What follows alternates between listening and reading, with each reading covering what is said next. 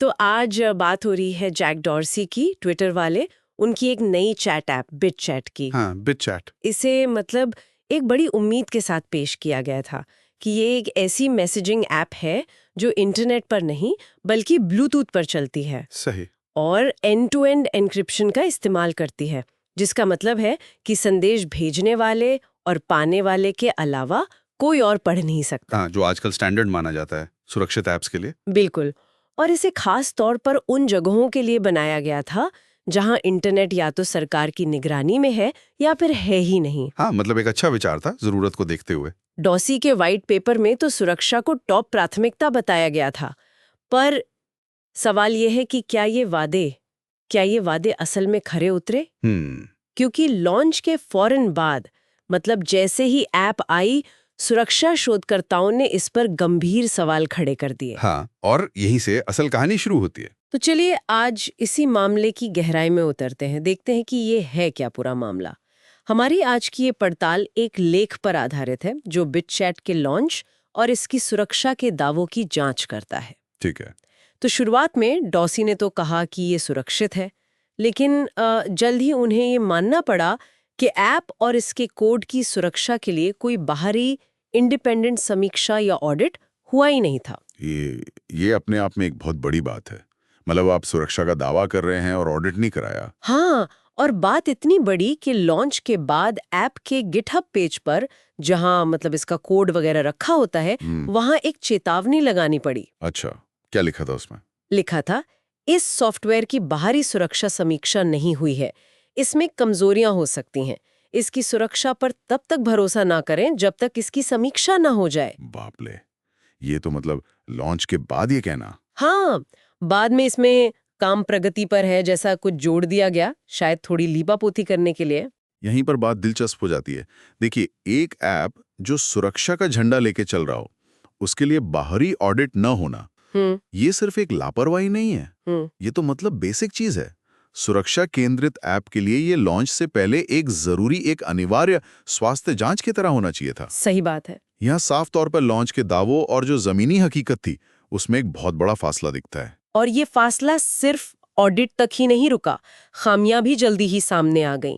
एक सुरक्षा शोधकर्ता है एलेक्स रिडोसिया। हाँ, मैंने पढ़ा उनके बारे में। उन्होंने एक बड़ी कमी पकड़ी कि कोई भी व्यक्ति ऐप में किसी और का रूप धरकर, मतलब उनकी आइडेंटिटी लेकर, उनके कॉन्टैक्ट्स को धोखा दे सकता था। अच्छा, मतलब आइडेंटिटी वेरिफिकेशन में प्रॉब्लम थी। बिल्कुल।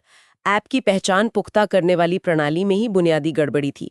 और मजे की बात देखिए, ये कमी ऐप के फेवरेट कॉन्टैक्ट्स फीचर में मिली। अरे, वो तो भरोसे के लिए बनाया गया होगा ना। हाँ, जिसे भरोसेमंद कनेक्शन बनाने के लिए ही डिजाइन किया गया था, उसी में गड़बड़ निकली। ये तो मतलब बहुत ही बेसिक लेवल की चूक है। और जब रिडोसिया ने इस खामी की रिपोर्ट की गिटहब पर, तो शुरुआत में डॉर्सी की टीम ने क्या किया, उस इश्यू को, उस टिकट को बिना कोई टिकने किए पूरा हुआ यानी रिजॉल्व्ड मार्क कर दिया। क्या?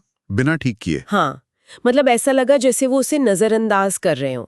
हालांकि बाद में जब शायद थोड़ा दबाव बना तो उसे फिर से खोल दिया गया। ये रवैया भी ठीक नहीं है। ये पहचान प्रणाली की एक बुनियादी विफलता है। अगर ऐप यही पक्का नहीं कर सकता कि आप किससे बात कर रहे हैं, तो फिर बाकी सुरक्षा दावों का क्या मतलब रह जाता है? सही बात है। ये दिखाता है कि शायद ऐप के सुरक्षा डिजाइन में मतलब एकदम शुरुआत में कुछ चीजें नजरअंदाज की गईं। भरोसे की नींव हिल गई जब भरोसेमंद कनेक्शन वाला फीचर ही कमजोर निकला। और बात यहीं खत्म नहीं हुई, और भी चिंताएं थीं। ऐप के फॉरवर्ड सीक्रेसी के दावों पर भी सवाल उठे। अच्छा, फॉरवर्ड सीक्रेसी। ये जरूरी है। हाँ, ये वो तकनीक है जो पक्का करती है कि अगर भविष्य में आपकी एन्क्रिप्शन चाबियां, कीज चोरी हो भी जाएं, तो आपके पुराने संदेश सुरक्षित रहें, उन्हें कोई डिक्रिप्ट ना कर सके। बिल्कुल। ये एक एक्स्ट्रा लेयर ऑफ सिक्योरिटी है।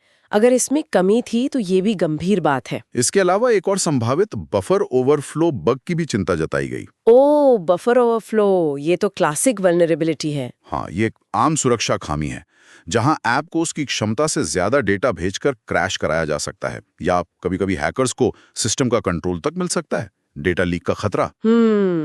अगर हम इसे पूरी तस्वीर में देखें तो फॉरवर्ड सीक्रेसी की कमी, बफर ओवरफ्लो जैसे संभावित मुद्दे, ये सिर्फ छोटी-मोटी तकनीकी समस्याएं नहीं हैं। नहीं, बिल्कुल नहीं। ये गंभीर सुरक्षा जोखिम पैदा कर सकते हैं। ये मामला दिखाता है कि सिर्फ सुरक्षा का दावा करना काफी नहीं है, उसे साबित करना पड़ता है, खासकर तब जब ऐप का मुख्य आकर्षण ही उसकी सुरक्षा और गोपनीयता हो। हाँ ये तो ऐसा हुआ जैसे आप बिना ब्रेक टेस्ट किए गाड़ी बेचने निकल पड़े। देखने में शायद ठीक लगे, पर हाँ, खतरनाक साबित हो सकती है। रेड ओशिया ने तो साफ चेतावनी दी कि फिलहाल इस ऐप पर भरोसा करना खतरनाक हो सकता है, सही कहा उन्होंने। खासकर उन लोगों के लिए जो वाकई अपनी सुरक्षा के लिए इस पर निर्भर हो सकते हैं, उन जगहों पर जहां इंटरनेट नहीं है या निगरानी है। बिल्कुल, उनके लिए तो ये बहुत ज्यादा रिस्की हो सकता है। उनका कहना था कि एक बुनियादी जांच, जैसे कि पहचान कुंजी वाकई क्रिप्टोग्राफी का इस्तेमाल करती है या नहीं, ये तो ऐप बनाते समय सबसे पहले टेस्ट करने वाली चीजों में से होनी चाहिए थी। हाँ, ये तो बेसिक्स हैं क्रिप्टोग्राफी के। उन्होंने ये भी कहा कि ऐप की बाहरी समीक्षा तो हुई है उनके जैसे शोधकर्ताओं द्वारा, और नतीजे अच्छे नहीं दिख रहे हैं। ये डेवलपर्स की जिम्मेदारी पर एक बहुत जरूरी सवाल खड़ा करता है। देखिए, जब आप सुरक्षा और गोपनीयता का वादा करते हैं, हाँ खासकर उन लोगों से जो शायद संवेदनशील या जोखिम भरी परिस्थितियों में हो, बिल्कुल तो आपकी जिम्मेदारी बनती है कि लॉन्च से पहले इन दावों को पुख्ता करें, बिल्कुल। न कि लॉन्च के बाद पता चले कि वादे खोखले थे और यूजर्स को खतरे में डाल दिया गया है। तो कुल मिला के कहानी ये है कि बिटचैट बड़े सुरक्षा वादों के साथ आया, बड़े नाम के साथ आया, हाँ, जैक डॉर्सी का नाम जोड़ा था। लेकिन बिना किसी बाहरी ऑडिट के। नतीजा, पहचान की नक्ल जैसी गंभीर खामियां सामने आईं और इसकी सुरक्षा दावों पर गहरा संदेह पैदा हो गया।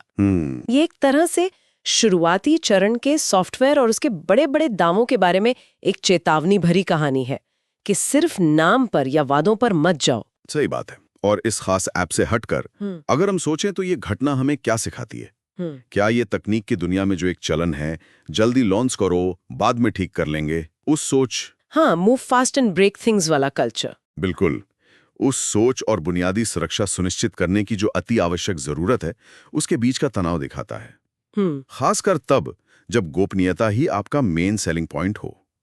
यह सोचने का विषय है कि हम, मतलब जो यूजर्स हैं, वो नई तकनीकों के सुरक्षा दावों का मूल्यांकन कैसे करें। हाँ, कैसे परखें और कब उन पर वाकई भरोसा करें। सिर्फ इसलिए कि कोई बड़ा नाम जुड़ा है या दावा बड़ा किया गया है, क्या वो काफी है? शायद नहीं।